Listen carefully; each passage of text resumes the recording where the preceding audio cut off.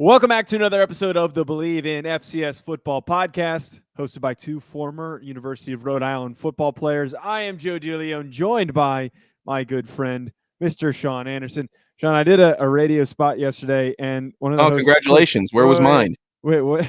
It was a draft spot. But so one of the hosts referenced the FCS show, and he clearly hadn't listened to it because he said that, like, oh, they're, you guys are much more professional and on topic than we are. That's what he said about his radio show. Where was this show at? New Mexico. So when he said that, I was like, I wouldn't really say that. That had been the most poor description. It's the complete opposite. We spend 15 minutes in the beginning of every show. They didn't listen.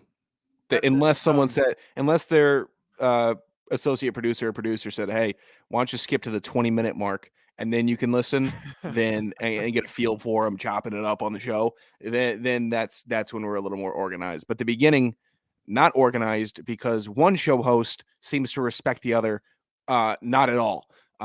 With the because I asked straight months of you asking me a question that even if I don't have it, I have it. That's okay. We're not in the same room. And we're not sitting next to each other. So I can't see if you're holding the ad read or if you have the ad read pulled up on your laptop. Why do you mean hold a when have I ever once held an ad read? It's always been on my laptop. All I do is search in Alex. And then you know what comes up with Alex? Ad read for 04, 08, whatever, 22. That's what comes up. It's just a precautionary question because do you know how many times in the past that I have, not you, I have had to do a read and I didn't pull up the read? It's just good to check. Well, you don't respect the value of $1, so you're fine if you do an ad read or don't do an ad read. That's not true. That's absolutely. Do you have a read today? I don't have a read today. Do you want to share it? Do you want to share today's read? No, I don't want to share it. Today's show. What were you going to say? No, I'm fine. I have an anecdote for this read whenever we're ready for it. Today's show, we're talking about and continuing our seasonal previews for 2022. Next up on the list was Montana. I believe they were 6th on the stats FCS top 25. Hopefully less mistakes. I think we did a lot extra, not more prep work than last time, but we made sure to double check some things before we decided to roll into the show. I'm sure we're still going to mess something up. It's bound just to happen. We're trying. We're trying. We're reading articles that we think could be possibly reliable. That's what it is. They are. Well, because you find an article and you're like, oh, this looks like a reliable source of information because it's made by a local media outlet or a news outlet. But there's also the random possibility it's some random dude in a shed in Montana that has a typewriter and is just clacking away and then sends it with half correct information. Well, it can't be a typewriter because I've never seen more advertisements on a website than on montanasports.com. Oh my God. Don't ask me, stop seeing this ad. Why this ad? It's all ads. It's all of them. Might I add, the small local media outlets that require a paid subscription for information pertaining to these FCS teams. I know they have to make a living. I know they have to. But I would rather be bombarded with ads. I'd rather be bombarded with ads than have to I'm not going to pay. I think you're right because I went on a big jag on the Jacksonville newspaper when we would get Jacksonville State news from, and you've reached your article limit. I'm like, hey, do you want people talking about you or not? You want us to keep on citing your site or not? Because we can't do that if we can't read the article. Jerks. All right, I'll let you do the read. Let's start a website, Joe. You and me, all ads, all free. It's just it's only ads. You don't have to sign. You don't have to sign up for the website. It's unlimited articles, more ads than you've ever seen. The website will be 80% advertisements. That's what I'd like to do. Oh God, it's no happy medium anywhere. Considering 20% of the actual sports-related discussion on the show is ads, I think we can totally support. We can totally support that. Oh, I'd love to tell you, Joe, how little I know about early season baseball. The Detroit Tigers I can't wait till they're at the bottom of the AL this year. I can't wait because they do it every year. every year. I don't care that you have Javier Baez. I don't care that you got AJ Hinch. I don't care who you bring in to help you. They'll help you in April. June, July, August, September, you might accumulate 12 wins. I hope you go 0 for then because you're just a parlay buster. And I knew this. I knew it. It's fine. But you know what? Now for April, it's not like I'm going to bet on them because they're the Tigers, but that's something I can stay away from. And I will be staying away from the Detroit Tigers in my MLB bets at betonline.ag.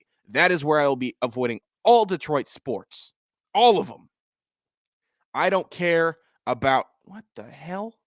What? Oh, I had a very, very loud advertisement automatically play from the website mid-read, and I thought I was booted out of the stream. Regardless, betonline.ag. It's super easy to get started, so head to the website today or use your mobile device to join and use our promo code BELIEVE. That's BLEAV. No, I'm not going to allow this. You know who started that? Me. And am I getting credited for this? Because it's finally written out, BLEAV. I've been doing it. I've been spelling that out. It hasn't been in the read, everybody. I've been spelling it out for your not amusement, to make it easier for you. And now somebody caught on and said, "How about we write this in?" That's me. That's me. That's me making a difference. Sean, can I say, by the way, I think we're the first sports media podcast to break the fourth wall with an advertisement. Because you had an ad interrupted. Oh my God! By an ad. You know what it sounded like? Bree, and I'm like, what the hell is that? What's happening? It's the loudest ad I've ever heard. Oh my God! BetOnline.ag. Receive your 50% welcome bonus on your first deposit. BetOnline, where the game starts. Believe, where Sean gets zero respect for being a professional. Well, that was fantastic. Every other host that does a BetOnline read needs to thank me. I'm pretty sure it probably put out a memo. They need to thank me. So we've actually got today, by the way. I'm sorry, I froze you in my bed. No. I'm thinking ahead of myself. I forgot to include this in the notes, but we're gonna get to it at the end. I was debating if we should do this in the mailbag. I want to do it today. Oh yeah. We're going to do a lot of screaming at the end of this podcast because of the Nicole Auerbach.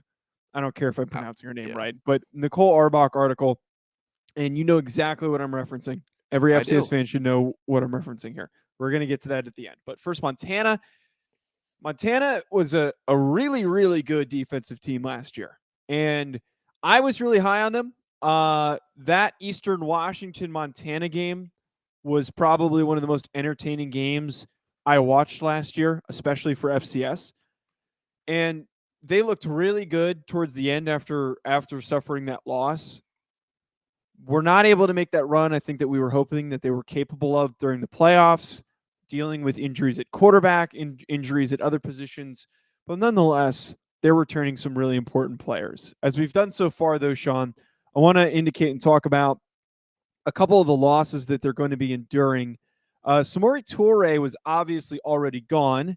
He is a part of this draft cycle. He was at Nebraska. So that was one guy that they lost from the receiver group. Now they're also losing Samuel Akem. I believe that was the correct pronunciation. I can guarantee someone's going to come in here in the comments saying it's pronounced Akem. But regardless, they're losing arguably their best receiver. A fantastic weapon. By leaps and bounds, their best receiver. Yeah, and he's been so good for an extended period of time. He was consistently their number one receiving option. And then they're also losing Jace Lewis, who, if I'm going to double check in a second, I'm not going to make a statement without double checking, was one of their best linebackers alongside Patrick O'Connell, and a big reason why their defense was so good last year. Yeah, O'Connell is returning. Lewis was their other big-time linebacker. Yes. But I'd also like to thank Montana and their athletics website for not posting their stats from the last fall. That is always fun to see. It's on there, but it's harder to find than it should be. Oh my God, I'm not going to dig around there. Okay, it's a nightmare. It's a nightmare. Every one of these websites is a nightmare. Yeah, he was first team preseason first team All Big Sky. first team preseason All-America, hero story. Yeah, he was a big part of their defense. Yeah, both of those losses I think are certainly notable, but I don't think that they're losing those two positions. I don't think that's debilitating. Like, we've gone through some lists of guys that teams were losing at key positions, and it felt like they were seriously deteriorating. But heck, like they only had a couple guys participate in their pro day. One of them was a kicker, one of them was their long snapper, Matthew O'Donohue. And it's like, he follows me on Twitter, by the way. Pains me that you know that. He follows me on Twitter. He's also the an All-American. allegiance of long snappers. Your knowledge on long snappers compared to every other position group in all of football is so infuriating to me. Wait, I try to spread out I try to share the wealth when it comes to knowledge on players, however little it may be. You are just, every long snapper from every college. I actually, and this might be a little bit of a teaser, I want to during the off season, and I don't know how I'm going to properly proposition this, but I'm going to actually start interviewing long snappers on the YouTube channel. No, because I had an interview lined up for Jojo Dahmen, who is a Nebraska linebacker. Kid stands me up. His dad's his agent, but his dad also wanted me to interview the Illinois long snapper who's a part of this draft class. So that kind of sparked the idea. That's a separate. Don't roll your eyes at me. What is that? No long snapper will turn me down. You do a very good job with Hack City, so I'm not going to. It's going on the channel. Say what should go on the channel and what shouldn't go on the channel. But I promise you, those videos will get a lot of views. They live up to the name. No. They live up to the name. This is where the Hack City videos should compromise in long snapper interviews. I'm telling you right now, they're not going to be serious conversations. Why would they be? They're long snappers. They're specialists. Long snapper conversations. You know why I would never want to do a show with, I don't know, a defensive end or a wide receiver? Because they're all too serious. They're all too serious. I love doing a show with a long snapper and a specialist, Bert, because he is the biggest doof I've ever met. Damn straight. Doofs win. Notable losses, though, those two guys. You're losing a linebacker, you're losing a receiver. And we're going to touch on this stuff at the end, but it's worth noting that Cam Humphrey, who was their starting quarterback for a majority of last year, it will not be back. I believe that's an eligibility situation. It said he participated in the pro day, which we knew about and verified this time, unlike what we did with Eric Schmid. Yeah. But Cam Humphrey, a bit unavailable at times because of some injuries. It's notable, though, that they're losing him because he was clearly the guy that they kept turning back to. Yeah. Because even though when he was hurt and he would come back healthy, they didn't just hand things over to Chris Brown full time. They were always looking to turn back to Cam Humphrey in these situations. Well, that's how, when a quarterback wins a locker room, that's kind of how it is. I mean, remember when Juwan was kind of banged up? We're like, is Juwan going to be good for, are we going to be good to go? Are we ready to roll? How's he doing? And, you get the updates, you get here and there, but once you win the locker room, it's hard for everyone to kind of be ready before the declarative statement. Okay, he's out. And now we got the second guy coming in. So, and then everyone buys in. Everyone's cool. Everyone's chill then. But when you're in that little the middling period where you're like, okay, all right, there's maybe the rumblings. That's when you're like, all right, we need this guy. That's why we hope it all works out well. So, I mean, it's an interesting dynamic because not a lot of people, I think, get to experience that if they didn't play the game. Because you're ready to be there for anybody, but at the same time, you kind of have a little bit of a preference. Mm-hmm. Yeah, when you're comfortable with somebody, you're always going to be hoping that player comes back. And we've also been in those circumstances of observing quarterback battles multiple times at URI. And we're going to talk about that impending quarterback battle at the end of this Montana discussion, hitting on some of the returnees. They've got a lot of really good players coming back. And the four that stood out the most to us was Justin Ford, one of their starting corners, who was an All-American. Patrick O'Connell. So what I was trying to check and verify, I knew it was either Jace Lewis or Patrick O'Connell, and I thought it was O'Connell that was nominated and a finalist for the Buck Buchanan Award last year. So it was Patrick O'Connell. Bringing him back is huge. The fact that he was a finalist. Isaiah Land is also coming back, who won the award from Florida A&M. But Patrick O'Connell coming back is fantastic for that defense, that you're not losing both star linebackers. You're getting the best one back for this upcoming year. The thing that scares me the most about this offense, though, man, is that Xavier Harris led the team in rushing. He had around 700 yards, but they're freaking getting back Marcus Knight, who we didn't see for a very long time. And we forget that in 2019, he had 23 rushing touchdowns. Yeah, we were all in on rushing Marcus touchdowns. Knight. I read the article. I said, Marcus Knight, why is that from? Marcus Knight. And I'm like, oh, I really liked Marcus Knight. We were like, oh, how many more is he going to score? Because he was just a red zone monster. It just crushed him in the red. He was very similar to the VMI running back that transferred to the Citadel, who would just eat up touchdowns.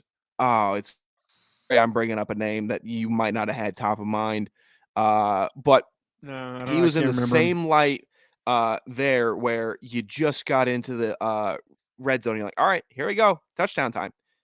Or he's not going to fumble the ball time, or it's points time. Exciting night back. And then Justin Ford, I'm a fan of his personally, because he flies around at that cornerback position, and we kind of see cornerbacks either take on that, I'm a man-to-man cover corner, I'm a zone cover corner. He is a all-around cover corner, and then he is also a tackler, and he is in on plays. He is a hustle to the ball guy. He is a guy that will focus in on where the ball is. I'm going to get there. I'm going to make the tackle. I'm going to contribute. A swarm defense is what I am trying to get at. Very, very big fan of his. So having him and O'Connell back on the defensive end, it's going to be nice to have a couple leaders there too. Yeah, very big to be returning those players. And Sean, the quarterback battle that I was referencing is going to be between Chris Brown, who returns last year as somebody who stepped in during injuries to Cam Humphrey. But additionally, at the same time, he also wasn't consistently looked to when there were quarterback injuries. So not exactly necessarily the backup. But in addition to this, we also have a transfer coming in to compete with Lucas Johnson. He's coming from San Diego State. I believe he started for the team for a good chunk of last year. And he also comes from Georgia Tech. Now, last guy's name was not brought up in the competition, but it's worth noting at the quarterback position, they also brought in a 3-star quarterback recruit in Caden Hoot, who was the highest-rated quarterback and player in Montana, and he chose to go and play for the Griz. But this quarterback battle, Sean, what do you make of it? What do you think is who has the edge, just based on the experience and the circumstance that we know? One guy comes from an FBS program. The other one comes from being there already. I'll get to that right now, but Joe, I looked it up. Alex Ramsey, 1,300 rushing yards and 22 rushing touchdowns. I had to look it up. I'm sorry if that derailed it, but that was the name. How about that, man? Golly, I'll pull someone, but I won't know the name off the top of my head. That's what I can promise you on this show. This quarterback battle, you bring in the transfer, everyone has instant thoughts of a transfer, right? You think that he's going to be a big-time stud. He's going to have a big-time rocket launcher arm. It doesn't always pan out like that, but I don't think Brown did enough to solidify himself, saying, all right, going in the spring, going in the summer, I'm the, and in the article here, it's saying he made 4 starts. He finished 19 and 152 for 1,000 yards, 3 touchdowns, and 4 interceptions. They went 3-1 in that span, but that leaves it open for quarterback competition. That is not enough to say, okay, you did enough to have this solidified, so we're going to bring in some competition, which they rightfully should do. That's how it works. That's how it operates. Golly, who was we see it even in the NFL. It's always a competition. Other people get brought in. Other people are saying, all right, well, I didn't do enough. You're always going to look to upgrade. I think, was it Garoppolo that had that jag recently? Somebody did, where they were incredibly open and optimistic Yeah. to the. Garoppolo has been easily the most optimistic person in a quarterback battle that I've ever seen. I'm trying to think. Somebody else did, but it doesn't matter now. But you bring it in, you got to do more. Brown Was needed it to do more. Darnold? I don't know if it was Darnold. Because Darnold went on Bussin' with the Boys, and like he had this whole quote where it's like, like I know it's gonna happen. They're gonna bring somebody in to try and unseat me, but I think that I've proved that I'm a good quarterback, is what he said. It might have been Darnold. It didn't feel like Darnold though. I'm gonna try not to do my bit where I just rack my brain on this and stop focusing on the show and derail the show because we're sitting here trying to remember names. Yeah, we'll see. I mean, bringing in quality guys is never gonna hurt your team. It's never gonna hurt your team. The only time it does is if they are just a locker room cancer, and you can never really predict how that goes. Guys could be homesick. Guys could not like the school. They could not like the food at the school. They could not like their team. Whatever it is. That's the only real indicator I could see of bringing in a transfer that just might not fit. I mean, a lot of West Coast guys didn't fit in Rhode Island because it's not the West Coast. Sua Cravens didn't like playing in DC because he was a West Coast guy his entire life. It works out like that, but it doesn't mean you shouldn't take the risk and try to field the best player that you have just on merit because he was on the team beforehand. I think in this circumstance, if I had to pick based on the background of both these guys, who I think is going to end up winning this job, I lean a little bit in favor of Lucas Johnson, just based on from what I saw watching Chris Brown in the times where he's had to step in. I was a bit underwhelmed. I thought that there was a significant drop-off from when Humphrey went down and Brown had to step in. But you also take into account that the guy has starting experience coming from an FBS program, was in the locker room at an ACC program. He's got the experience. I believe it said he was like a 7th-year senior, which is insane to see, but thank you, COVID. Regardless, that's going to give him the edge. Being around as long as he has, coming from bigger programs, I'm going to always lean in that direction until they really prove me wrong. I mean, maybe we'll get some more report. The thing is, all the reports that we were seeing, everyone was good. Everyone was happy. We're going to see how it goes through the summer. So that's when we're going to get our final because I don't know, coaches aren't really going to go that hard in the paint talking about this stuff, and Sean, are you still there? Your internet is fantastically working. No, today. I'm still there. Yeah, I'm still here. Okay, I think we're good. All right, Sean, I want to talk about this article. Okay. So at the end of last week, Nicole Auerbach put out an article with the headline. Actually, let me read the tweet that she has with the article. We can't read the article because it's an athletic article. So this nonsense is behind a paywall. I'm not going to pay $4 a month to be shit on. Her tweet reads, "Spring games are glorified scrimmages at best. FBS coaches want to fix the sports calendar. Here's one solution to 2 problems. Play FCS opponents in the spring." And that to me is so unbelievably disrespectful, not only to FCS players, but to college football overall.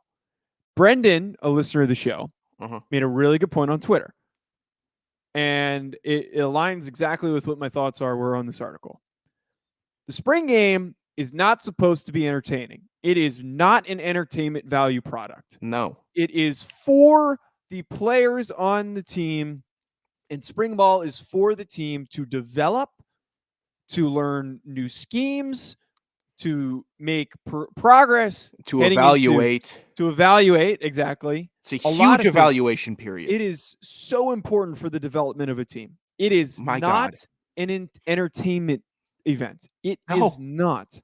But the big thing for me here is that I don't think anybody realizes the importance of those FCS, FBS games. Those games are still going to get scheduled regardless. Yes. Because those teams are going to pay these FCS schools to come play them. There has never been a problem. And I think that even as we progress towards a different system, like some coaches are suggesting with one massive conference, there's still going to be a possibility for those games to be scheduled. It's going to happen. Yeah.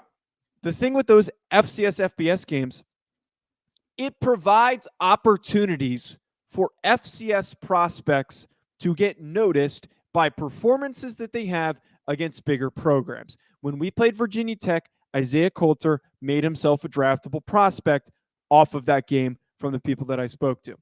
Cole Strange, when I spoke to him, he told me that he started to get a lot of recognition because of how well he played against Kentucky.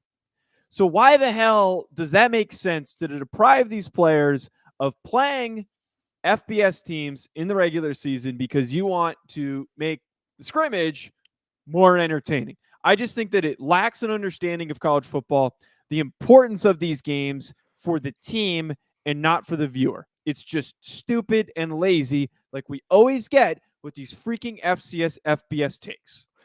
Joe, I don't know if I've ever discussed it on the show, but my sophomore year, I guess true sophomore year, I had the opportunity to, at the very least, try out and make the baseball roster at URI. I had a meeting set up with coaches. I had a tryout scheduled for when we got back from winter break, and then I got back, and then that's when we had a tackle on the team that was ahead of me decide that he might want to transfer. So that meant that there was an opportunity at that tackle position where I'm seeing there's the light. This is the spring ball where I need to totally focus on football and say, here is a chance to be evaluated, get first team reps, go as hard as I can, do all of that. And it was invaluable, no matter how it panned out. You know, they still brought in transfers. They still had guys ultimately better than me. But this is what college football players do in the spring. They eat and they lift and they train. There's nothing entertaining about it. Being in the gym at 4:45 in the morning, doing 6 inches in planks is not entertaining. You're molding a team before they go off in the summer, where you hope that while they're home, they're still training. Mm-hmm. You're building them up and trying to get things lined up so for the summer it goes more smoothly for your team because you're not thinking of an opponent yet. You might want to install a new scheme. It's all incredibly valuable to have that time in the spring to come together and say, this is what we're going to focus on in the summer. These are the steps we need to take now. Focusing on playing Georgia on say next week. All right, guys. All right, it was a good spring. Now we're going to go play Georgia. How does that help anybody? How does it help Georgia either? They're doing the same stuff. Their spring game layout and our spring game layout and every other spring game layout in college football is the same.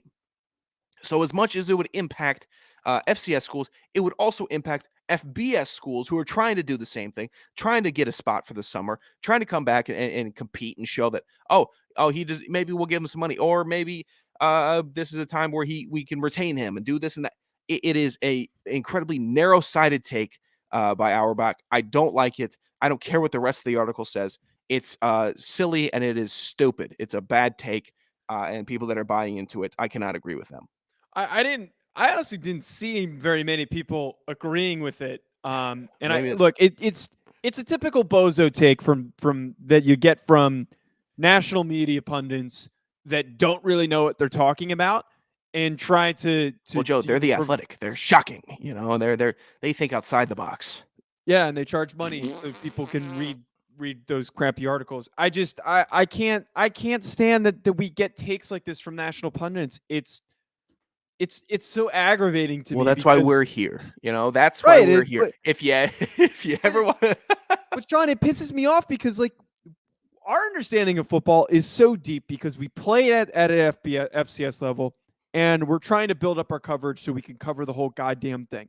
But we're starting from the ground up. But then you have people who are at the top who are talking about shit that they don't know what they're talking about because they've never even looked at an FCS football game. They have no goddamn idea. These are the same types of people that are suddenly hyping up Pierre Strong and Christian Watson when we've been banging the goddamn table. I might have just fucked up my mic. Banging the table for those guys as prospects since the season ended and during the season. It is the definition of being a hack. It is. Hack. Nicole Auerbach, hack. And anyone who agrees with her, you're also a hack. Hack. Welcome to the city. Here's your duplex.